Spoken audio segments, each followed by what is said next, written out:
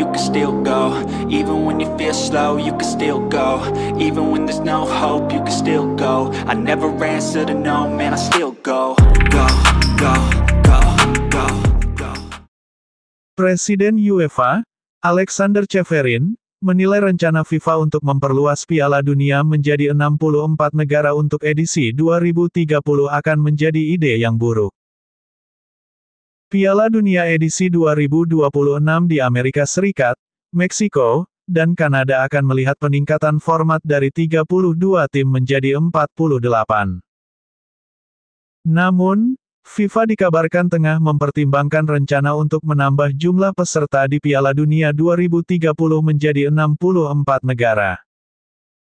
Menurut The New York Times, rencana ini dipertimbangkan dalam rangka perayaan 100 tahun Piala Dunia. Piala Dunia 2030 akan digelar di Maroko, Spanyol, dan Portugal. Sementara Argentina, Paraguay, dan Uruguay ditunjuk untuk menjadi tuan rumah 3 pertandingan pembuka.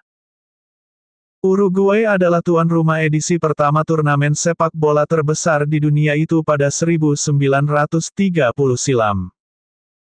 The New York Times menyebut proposal penambahan peserta diusulkan oleh delegasi FIFA dari Uruguay, Ignacio Alonso. Presiden FIFA, Gianni Infantino, menyebutkan proposal tersebut menarik dan harus dianalisis dengan cermat. Penambahan jumlah peserta menjadi 64 negara akan membuka peluang bagi lebih banyak tim untuk berpartisipasi, termasuk Timnas Indonesia. Timnas Indonesia saat ini masih berjuang untuk mendapatkan jatah 8,5 tempat untuk perwakilan Asia di Piala Dunia 2026. Apabila jumlah peserta ditambah menjadi 64 negara pada 2030, Asia berpotensi mengirimkan sekitar 12 wakil. Hal ini tentu memberikan keuntungan bagi Timnas Indonesia karena peluang lolos akan lebih besar. Akan tetapi, perluasan jumlah peserta tersebut justru dikecam oleh Presiden UEFA Aleksander Čeferin pada kongres organisasinya di Beograd. Menurutnya, rencana FIFA untuk menambah jumlah tim peserta menjadi 64 adalah ide yang buruk. Mungkin ini lebih mengejutkan bagi saya daripada bagi Anda. Saya pikir ini ide buruk. Saya kira ini bukan ide bagus untuk Piala Dunia itu sendiri. Ini juga bukan ide bagus untuk kualifikasi kami, seperti yang Anda ketahui. Jadi, saya tidak mendukung gagasan itu.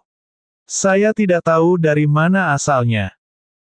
Anehnya, kami tidak tahu apapun sebelum usulan ini diajukan di Dewan FIFA, kata Čeferin, dikutip dari AFP.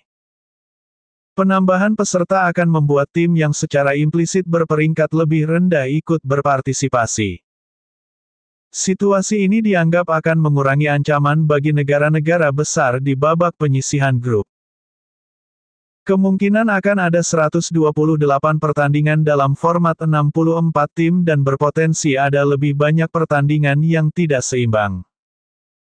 Selain itu, kualifikasi untuk turnamen utama berpotensi hanya akan menjadi sebatas formalitas bagi tim-tim terbaik.